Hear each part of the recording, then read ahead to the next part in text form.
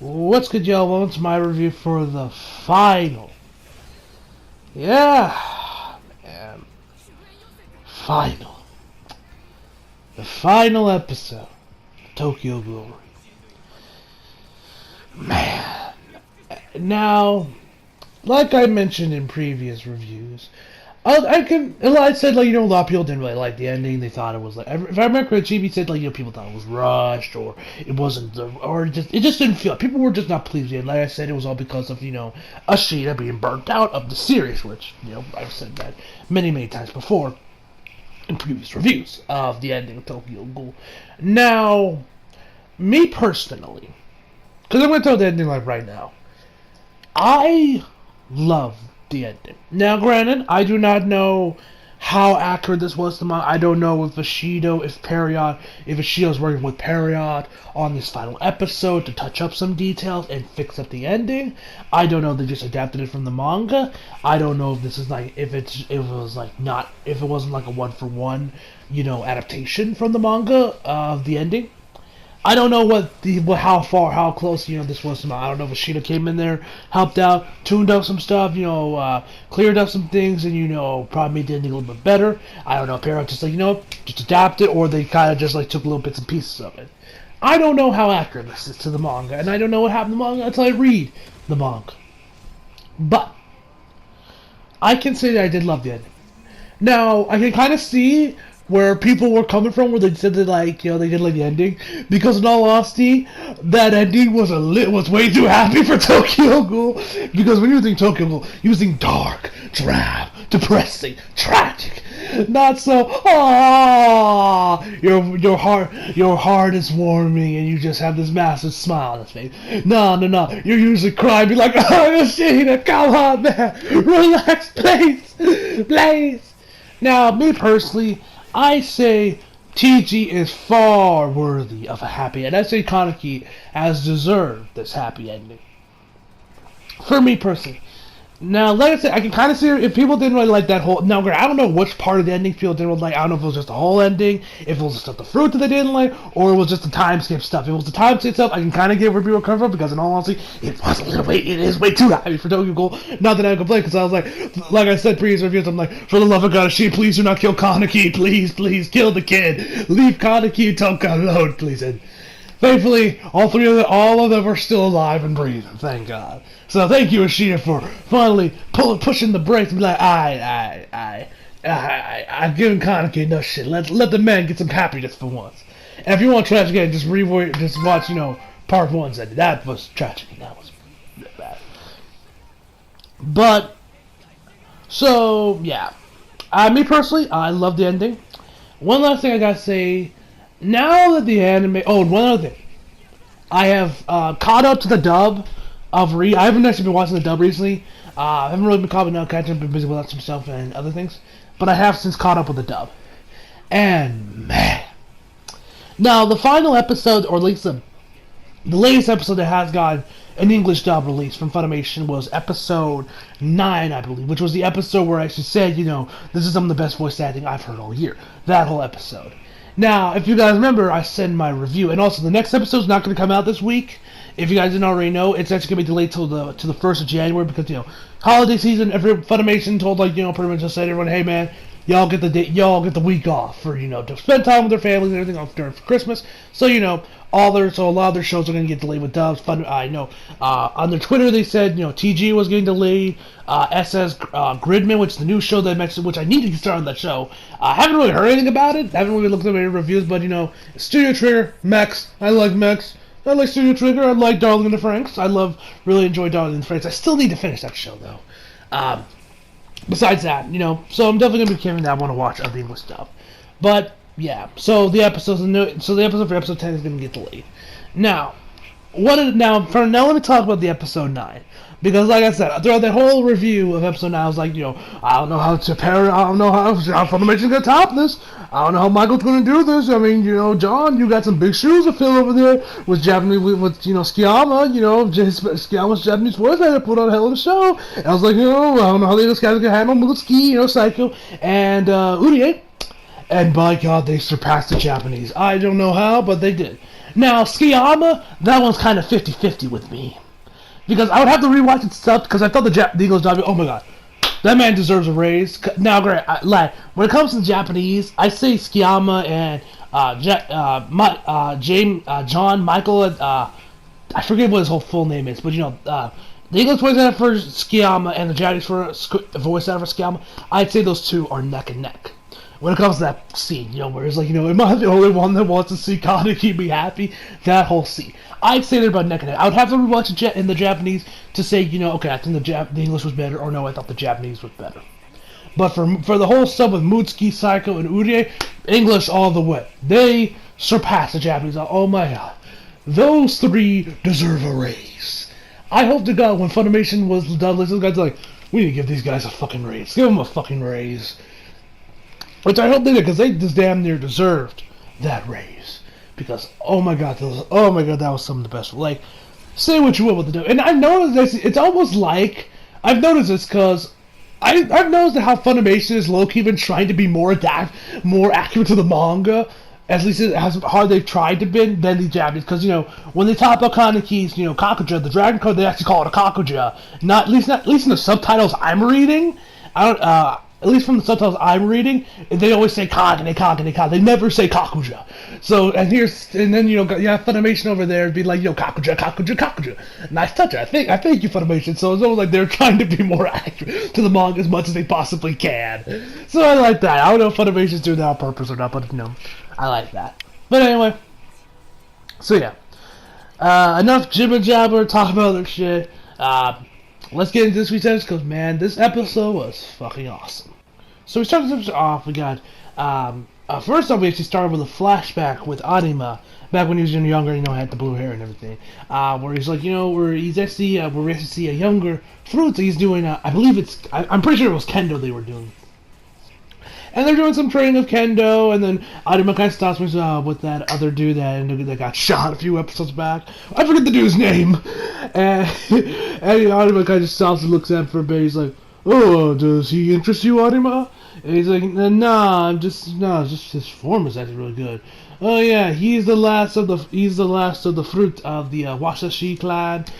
He's the latest in the Fruit lineup, and their master has taken a good liking to him, especially amongst the illegitimate children. So our boy Fruta is born from a scandal. Ooh.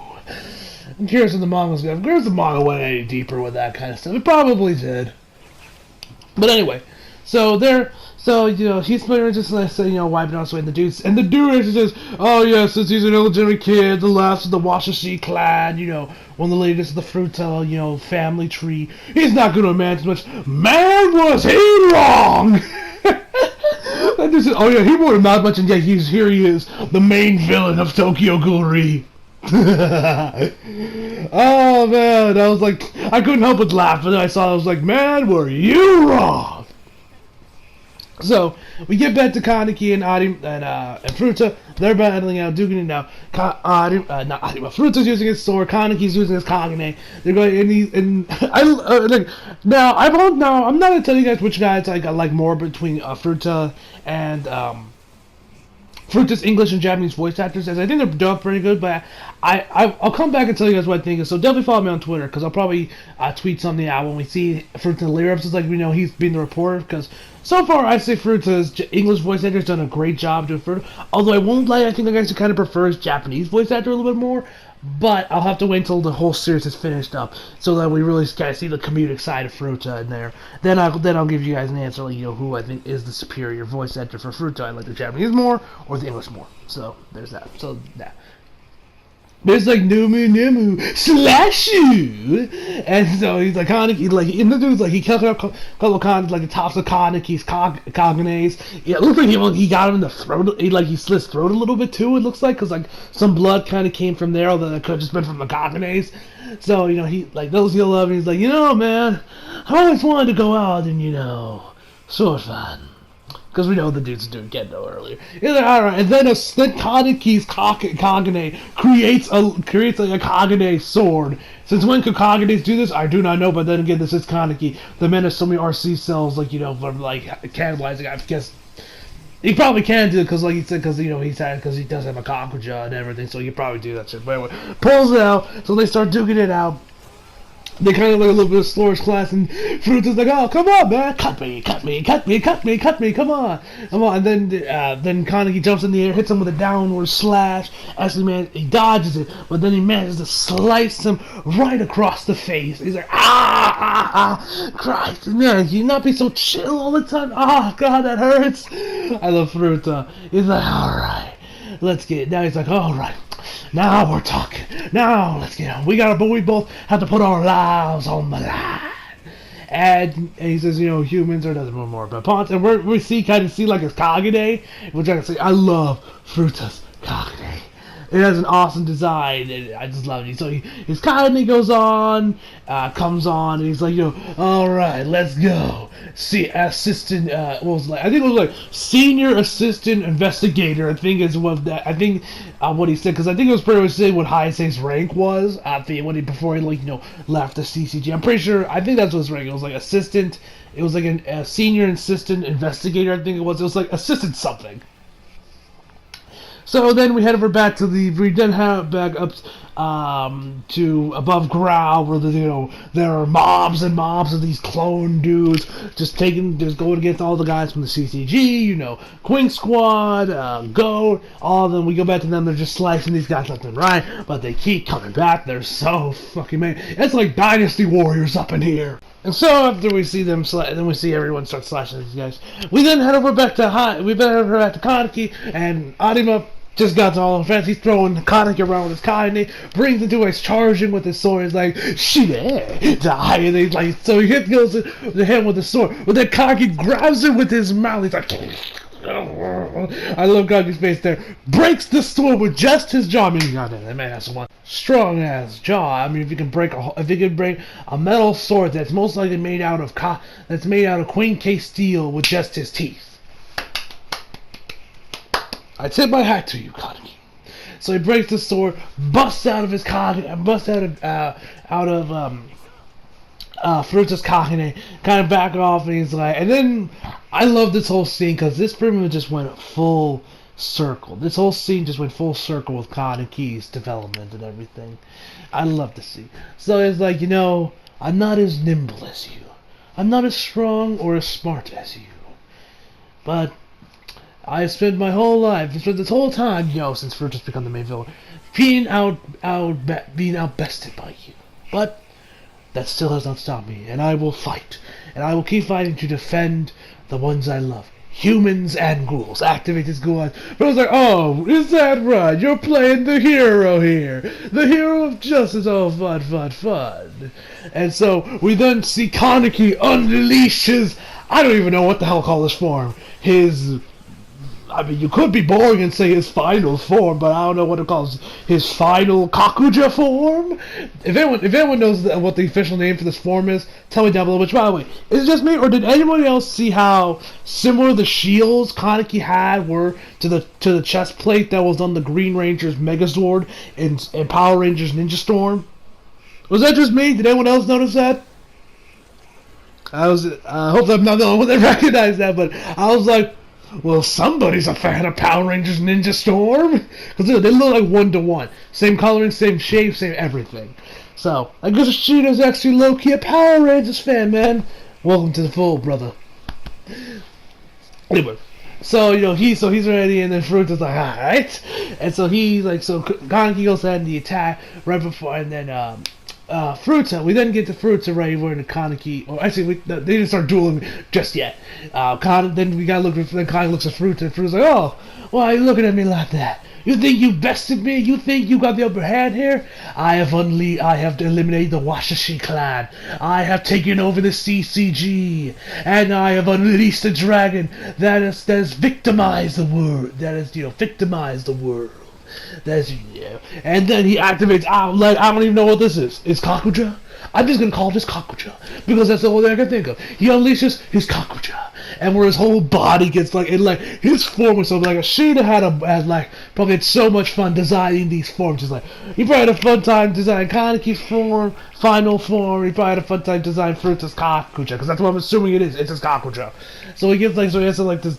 I don't even know really how to describe it. It just looks so bad. It's like his whole body gets engulfed in like this art. It kind of reminded me of how Jason kind of had it with his Kakuja when it kind of like it took over his face and everything. But this takes over his whole body. Pretty much, it's like essentially a suit of armor.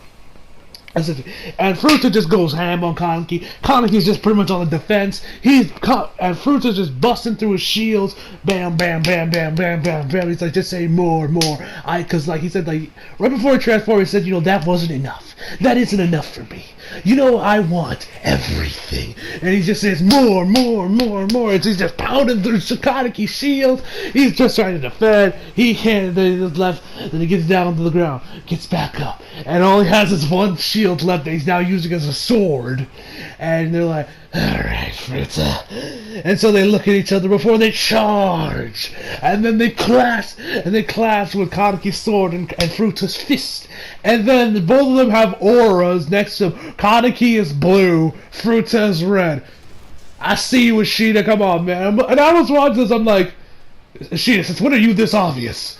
You're always usually more shades of gray with like the whole Ghoul versus. Now, granted, we can all agree Fruta is the bad guy here, so I guess it does make sense. But I was like, why are there blue and red auras around them? I just thought that was kind of fun, but I did think it was a nice stylistic choice. And if that was added by Period, it kind of feels kind of out of place in Tokyo Ghoul, but you know what? It looked cool, so I'm going to let it pass. I thought it was cool. The potholes from above ground start coming out as their swords are clashing. They are battling it out. Fruta's like, oh, come on, man, cut me. And then Kaneki's ghoul eye, I don't know, bleeds. I don't know. Like, I think, like, blood came out of his ghoul eye because we see, like, these... Because, the little marks he has right underneath his eyes, the little red marks, they get longer, like, as if he was, like, crying blood or something. Like when you activate, like, out of, it was... Like, when he, like, secondly activated his, like, ghoul light to, like, get, like, come on, give me more power. It kind of reminds me maybe, like, when you use a shotgun gun, you, like, cry blood. I guess it was kind of similar to that, I guess. I don't really know, but anyway. He, like, finds some extra strength, cuts through his arm, and then just slices right, and then just impales Fruta. He's like, spits out blood, you know the deal. Actually, right before, I can't believe I forgot this. I actually cannot believe I forgot this. Before, while Kaneki and Fruta were originally doing, before they all went crazy and started getting their final forms. Like I said earlier about, like, this everything kind of coming full circle. We see Fruta says, it was like exhilarating. It was like, I forget the exact word he used, but it was like, he was like, because he was like then going through Kaneki's path, how he's kind of failed, season 1 when he defended himself. Well, I didn't actually already use his, like, new form at this point, but Fruta didn't go all, use his final form yet. But anyway, so he talks about how, Kaneki in season 1 where he defended himself against people that were overwhelmingly stronger than him, Yamari, Jason. Season 2, and they actually play clips from season 1. Season 2, they talk about how he failed to, like, protect the coffee shop and, Yoshimoto and all those guys from the CCG during the raid of the 20th Ward. And they play what little can material they could find from season 2. And then, we get to season 3, the first half, when he was Heise, and, he tried to defend it with his false family, with him and the Queen Squad and everyone. And now here's the one-eyed king to defend his little nation, the goats. And, he's like, man, you have failed and failed and failed time and time again. So, and I already know you're going to botch it this time. And it's like, nah, not today, man. I love that scene. I'm surprised I forgot to mention that earlier. But yeah, that scene... I love that scene. That whole segment there was awesome. And so back to where it was. So we get back to the above ground. Everyone's still taking down the CCG guys. We then head back to Kaneki. We gotta have this little back and forth. And Kaneki approaches Fruta, who at this point is just seconds away from death. He's like, and he asks him, like, dude, don't you think that everything in this world is all for nothing? And, I look at you. He's like, and he says, that everything has happened to you if you wouldn't have met Riza, you wouldn't have to been in this demanding role. And that I feel sorry for you, that you have struggled for so long, and you've gotten all here by yourself, on your own strength. And this just shows you how far Kaneki has come in character, and pretty much with this latest and last personality of Kaneki's, thought processes. Because you can really compare what he says here to what he has said in previous seasons, like Season 1 or the Star TG. And you can see he has a very vastly different view of the world and his life from then and now. So he's like, and so after God, he's like, okay, dude, I was just your average dude who just happened to love to read. But everything started to change when I met Rize. I've had people try to kill me. I've had people trying to destroy my sanity. I was referring to Yamari. And I have had times where I have, not been able to protect things and not achieve what I wanted. But that has never stopped me, and I have gotten here to where I have on my own. I have kept struggling to get to this point, and I have since found a new home and just kept struggling. And even if I knew what was going to happen from now on, I still would have met Reeves that day because it was something that I needed personally, something that would have changed me, something that I needed, which, man, because like I said, this whole Kaneki, this One-Eyed King Kaneki is all about acceptance. Accepting what he has done, accepting, his flaws, and just accepting the world around him. And you really see it here, which I loved. And I really dug the part where he says, this was something I need now, which you could probably say that is true because he has kind of been a lot more truthful to himself now, and he has had so much growth here. Like I said, we had the false memory stuff. Like, Kaneki would always say, my mother was a caring woman. She would care for me. She was amazing. But then we knew at the end of season 1 of she beat Kaneki. We saw that. I love the way they did it, kind of like staticky, kind of like glitchy. I love how they did that. And, of course, she's had like 4 different personalities come out. We've had black hair Kaneki, white hair Kaneki, Heize, Bloodstained Kaneki, and now Acceptance Kaneki, One-Eyed King Kaneki. That's 5 personalities we've had. And all of them have had different experiences, and all of them have come to give us the Kaneki that we all know today. So, I really think it's up right. I love what he said about the world, because like I said, you can bring this back to what he said back in season 1. And this is the same thing in the manga, where he says that I don't believe the world is so I do not believe that this is all pointless, that all of this is for nothing. And even if everything was to go down the shitter, go down the drain, I would still keep fighting. I would still keep on going. I don't believe the world is messed up. I believe it is just there. Which we know is very different to what Kaneki said earlier on back in season 1. Because remember, when he was on top of Rize, and he finally gave in to his ghoul desires, he was like, I am a ghoul to finally defeat Yamari. He said, I am not wrong. What is wrong is this messed up world. Very different to what he says now. Now he's like, the world isn't messed up. It is just there. Man, how far our boy Kaneki has come. And so Fruita's just sitting there being like, man, I cannot figure you out. And I love what he said here. He's like, I cannot figure you out, dude. And here I am going to die here underground. This is seriously fucked. This whole world is fucked. And he says fucked in English. Now, some of you may wonder, why does he just say fucked in Japanese? Well, because apparently, Joey, the anime man, you guys may know him, actually said there's actually no way for you to say fuck in Japanese, so. I like that he said fucked in English. I thought that was pretty funny to say he actually said it. First time I've heard the F-bomb thrown out in anime, so it's a thing. Yeah, this is probably the first time I've seen the F-bomb thrown in anime, so. Hey.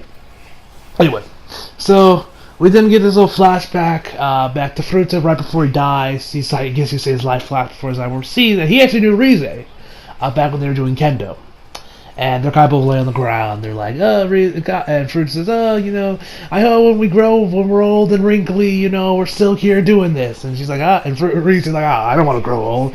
And Fruta's like, nah, come on, it'd probably be fun. And, older Fruta is sitting right there, right by the the wood right before you go outside. He's just like, or then then we see like a flat line, and Furuta dies. We then get back to Khan. He's climbing up the dragon cognator. Well, he's this part of the Kakuja to get up to the main source of it. So he climbs up there, and there it is, Rize, inside the pod. Now, some of you anime onlys may be confused, like, whoa, wait, why is Rize in the pod? I thought she was dead. Is this a clone? Well, allow me to answer your question. No, that Rize is not a clone, at least as far as I know. That Rize, at least now, granted, I'm assuming this just from what I know of the manga. I haven't read Re. That Rize is the real Rize that was there when she was got hit with the steel beams when she met Kaneki. Now, some of you might be like, wait, how did she survive? Now, I don't know how she survived it, mostly due to her that she has a ridiculously good healing factor, just like Kaneki does, and because later on in the manga, when Kaneki started his own little anti-Algiri group, he was looking for Dr. Kano to find Rize, and he ended up Yomo ended up housing her, and we see her, and she just looked. Like, if you read the manga, you know what I'm talking about. And there, she was, like, very starved. She was, like, I think she was, like, even, like, hung up. Like, her comes and she was like, yo, please, I'm hungry. Like, Rize looked vastly different than we last time saw her. She was damn near dead and, was starving. And Yomo just had, like, her chilling behind, like, I think, like, one of those, cargo containers that you usually see on boats. Yeah. So, that's kind of explaining now how Fruta got a hold of her and everything, I don't know. But, yeah, so that's just a little FYI for you guys. Anyway, so, he kills her Rize right before he starts crying. I don't really know why. I guess he kind of has Loki got attached to Rize or something. I don't know. But anyway, kills Rize. We then we see the Kakuja slowly start to decay and disintegrate. We got Matsu, I forget the dude's name. They're good, fight stuff. And actually, right before that, we actually see the dude in the glasses that we always saw in the helicopter. In the first time, I think his name was Matsu. We see the dude show up to the fight wearing nothing but a loincloth and has a katana, and he just levels a bunch of people. We also see Takizawa making sure. So yeah, I was like, where is Takizawa? The man just vanished. Well, he's back. So it looks like he actually did vanish and just disappeared. Or the last time I saw it. So Kanji's trying to escape. Also, the white suit instead of jumping off directly off the Kagane from the top of the land. Anyway, he comes on the intercom, says, the fighting stopped. It's he goes back underground. And he's running away from the decaying Kakuja, just charging towards him. He ends up getting engulfed with that as Ayato's looking for him, and then everyone starts saying Kanji's name, say their names Kaneki, Ken, Sensei, Sen, Haize, Sasaki, my man, I still don't understand why Psycho calls him that. Yeah. We then have a 6-year time skip, yes. So she is doing the old Naruto Bleach tree. End of the series, time skip. Instead of being 10 years, it's 6. And so they find a way to to stop the whole he was turning the ghouls, the toxic everything. They managed to use what they can from the little paws that were inside the dragon Kakuja to help out the people that were already inflicted with the disease and everything to cure them up. So I'm assuming that means ghouls have turned back into humans that were originally humans. And then we see Juzu running over to Shinohara's room, and oh my god, Shinohara, this dude looks old as hell. It's only been 6 years, but the dude looks like it's been it looks like we took a decade time skip. The man looks like he's in his 70s. Anyway, Juzu starts crying, very tender moment. Beautiful song was playing. Loved it. We then get to Hide, he's kind of walking around, instead of wearing that huge scarf or whatever he was wearing earlier, now it's just got a little face mask. And we see a bunch of other characters, how they have aged. A lot of them actually had haircuts or grew their hair out. Like Uri, we also see, we also go to Shirazu's grave, we see all the guys in the Queen Squad pay their respect. We even see his sister, which they look like twins also. She legit has his face. It's uncanny. So, that was nice. And so back to Hide, they go around, see a bunch of the other, see all the Roji guys. They go to Kaneki's place. We see the little broken teacup on the little pillow thing still there.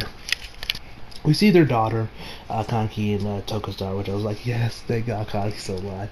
And she's we never actually figure out we never say what her name is. I don't even know what it is, but for some reason she has like hazy hair where it's black mixed with white. Don't know why. I don't know why it's that. It's just a black or white. I don't know how she has the highest anything, but anyway, see Toka, everyone starts, laughing and having a good time. And that's where the episode ends, so end of the journey. Man. Well, kinda sucks, I now have this huge hole where I'm like, what am I going to do to replace TG? I guess I'm gonna start reading Berserk. Yeah, that's all I gotta say. Got nothing more I could say that I haven't already sent previous reviews about TG, the anime, yada yada. So overall, you give this episode a 10 out of 10. So hope you all enjoyed the video. Leave a like if you did, subscribe if you're new, follow me on Instagram and Twitter if you feel like it. Links down in the description box below. And as always, come back for more. See you guys next time.